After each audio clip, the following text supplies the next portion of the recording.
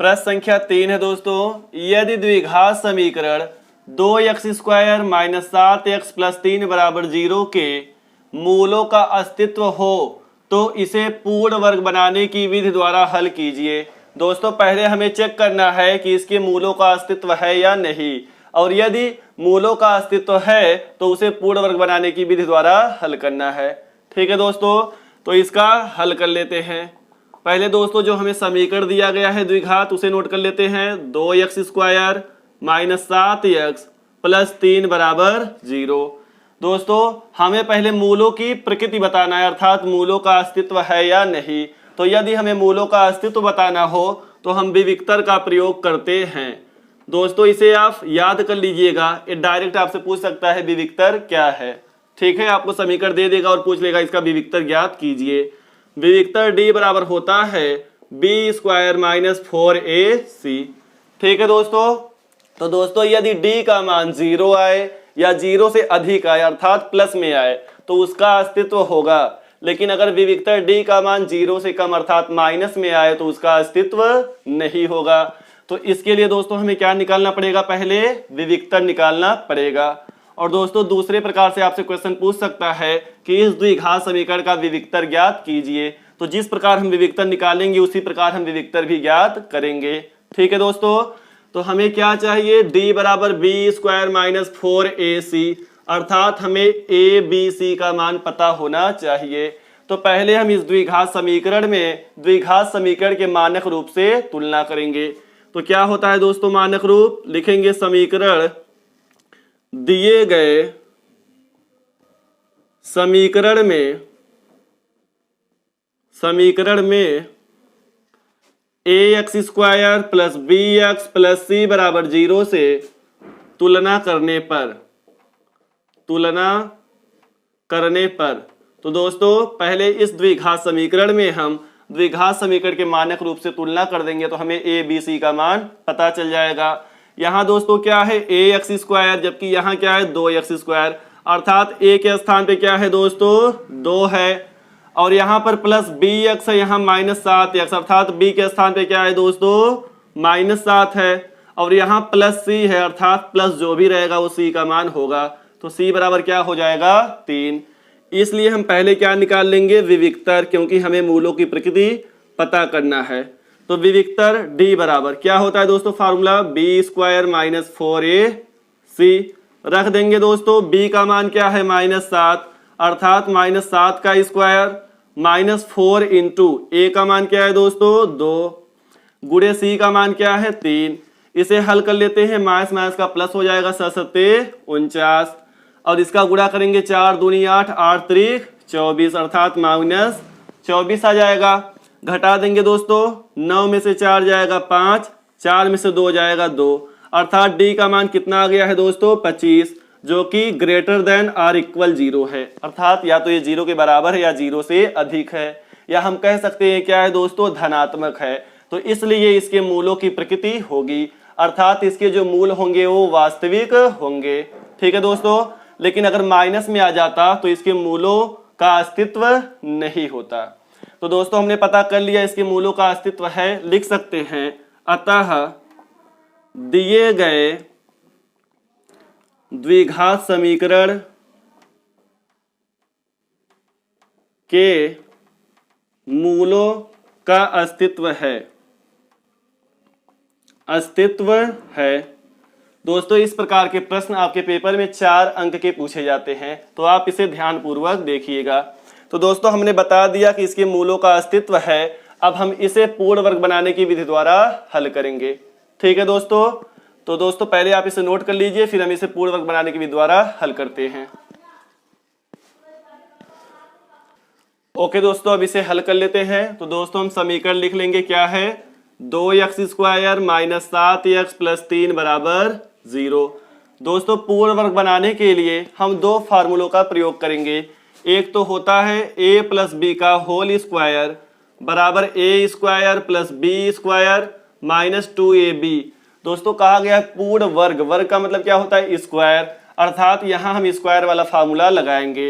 एक क्या होता है दोस्तों a - b का होल स्क्वायर बराबर ए स्क्वायर प्लस बी स्क्वायर। दोस्तों यहाँ प्लस 2ab होता है, ठीक है, यहाँ पर होता है माइनस 2ab, अर्थात माइनस वाले में 2ab माइनस रहेगा, प्लस वाले में 2ab प्लस रहेगा, अर्थात प्लस वाले में सब प्लस रहेगा।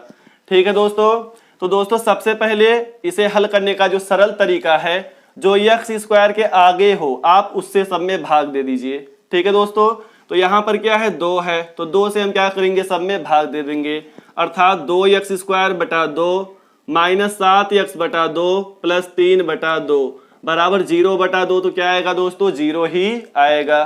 अब दोस्तों आप देख सकते हैं यहाँ 2 2 कट गए हैं, तो क्या बचा है x स्क्वायर, यहाँ माइनस 7x बटा 2 और प्लस यहाँ 3 बटा 2 बराबर 0 बराबर 0। अब दोस्तों ए वाला जो टर्म है अर्थात जो चर पद है उसे ही हम पूर्ण वर्ग बनाएंगे, अर्थात इसे इस प्रकार हम लिखेंगे कि या तो a प्लस बी का होल स्क्वायर प्राप्त हो जाए या तो a माइनस बी का होल स्क्वायर प्राप्त हो जाए।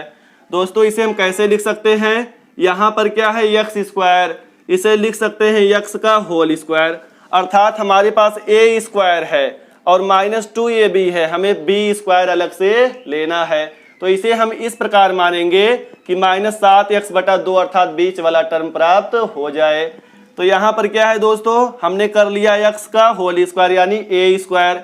यहाँ दोस्तों हम कुछ मानेंगे b स्क्वायर, किस प्रकार मानेंगे कि हल करने पर क्या आ जाए माइनस 7x बटा 2। तो यहाँ पर हो गया a स्क्वायर, हमें पता है x का होल स्क्वायर, जबकि प्लस b स्क्वायर यहाँ पर अभी हम कुछ मानेंगे। फिर क्या होगा दोस्तों, a स्क्वायर हो गया प्लस b स्क्वायर, यहाँ माइनस है तो माइनस 2ab क्या होता है दोस्तों, यहाँ पर जब माइनस है तो a माइनस बी का होल स्क्वायर वाला हमें बनाना है। तो इसके लिए क्या चाहिए, a square plus b square minus 2ab। तो हमारे पास है a स्क्वायर अर्थात x का स्क्वायर प्लस b स्क्वायर हम कुछ मानेंगे, फिर क्या होगा माइनस 2ab, तो माइनस 2 गुणे a बराबर क्या है दोस्तों x गुणे b बराबर हम ऐसा क्या मान लें कि यहाँ पर क्या आ जाए 7x बटा 2।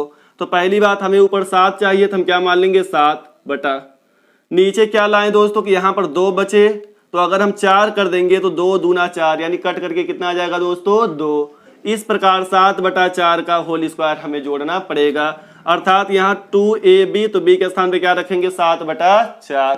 तो दोस्तों आप देख सकते a square plus b square minus 2ab minus 2 गुणे x गुणे 7 बटा 4, अगर इसे आप डिवाइड करेंगे 2 1 कम 2 2 दूना 4 अर्थात 7x बटा 2 आ जाएगा। तो दोस्तों इस प्रकार b को मानना है कि यह बीच वाला टर्म प्राप्त हो जाए। अब हमने 7 बटा 4 का होल स्क्वायर जोड़ा है तो इसे घटाना भी पड़ेगा। ठीक है दोस्तों, और हमारे पास क्या है प्लस 3 बटा 2, इसे हमने नोट कर लिया बराबर 0 बराबर 0। अब दोस्तों आप इसे क्या लिख सकते हैं a square plus b square minus 2ab, अर्थात इसके स्थान पे आप लिख सकते हैं a माइनस बी का होल स्क्वायर। a के स्थान पे क्या है x माइनस b के स्थान पे क्या है 7 बटा 4, इसका क्या लिख देंगे होल स्क्वायर और इसे हल कर लेंगे। माइनस यहाँ 7 बटा 4 का होल स्क्वायर, तो 7 का स्क्वायर करेंगे 7 सत्ते 49 बटा 4 चौको 16 प्लस 3 बटा 2 प्लस 3 बटा 2 बराबर 0, या x माइनस 7 बटा 4 का होल स्क्वायर बराबर, इन दोनों को उधर पक्षांतर कर देंगे क्योंकि ये अचर पद हैं। तो माइनस 49 बटा 16 इधर आएगा प्लस 49 बटा 16 और प्लस 3 बटा 2 उधर जाएगा तो माइनस 3 बटा 2। अब बराबर 0 तो हट जाएगा दोस्तों क्योंकि इसे हमने पक्षांतर कर दिया है। इसे और हल कर लेंगे तो ये क्या हो जाएगा दोस्तों, भिन्न का सवाल हो जाएगा। 16 और 2 का एलसीएम अर्थात लासा आएगा 16, हर का हर में भाग देंगे, 16 का 16 में देंगे 1 आएगा, 1 से 49 में गुणा करेंगे तो 49 से कम 49, माइनस 2 से 16 में भाग देंगे 2 अट्ठे 16, तो ऊपर गुणा करेंगे 8 त्रिक 24, क्या हो जाएगा दोस्तों x माइनस 7 बटा 4 का होल स्क्वायर बराबर, घटा देंगे 9 में से 4 गया 5, 4 में से 2 गया 2 यानी 25 बटा 16। इधर हल कर लेते हैं दोस्तों,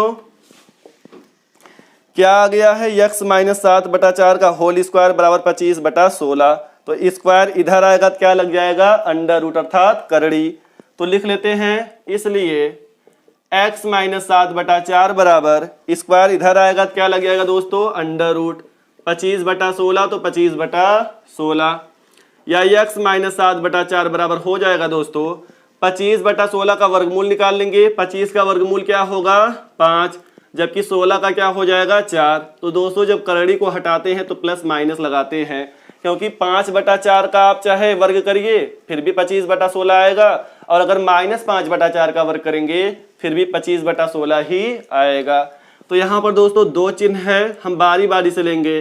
पहले लिखेंगे धनात्मक चिन्ह लेने पर, फिर लिखेंगे ऋणात्मक चिन्ह लेने पर। तो इसलिए धनात्मक चिन्ह लेने पर, धनात्मक चिन्ह लेने पर, ठीक है दोस्तों, यहां पर क्या है x - 7/4 है तो वही रहेगा, बराबर धनात्मक ले रहे हैं अर्थात यहां 5/4 ले लेंगे।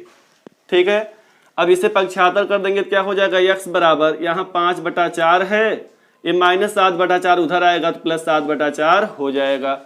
4 का एलसीएम 4 आएगा, एलसीएम सेम है तो ऊपर वाले जुड़ जाएंगे अर्थात 5 + 7, 7 × 5 12/4, 4 एकम 4, 4 तियां 12। इसलिए x बराबर क्या आ गया दोस्तों 3, अर्थात पहला मूल आ गया है 3।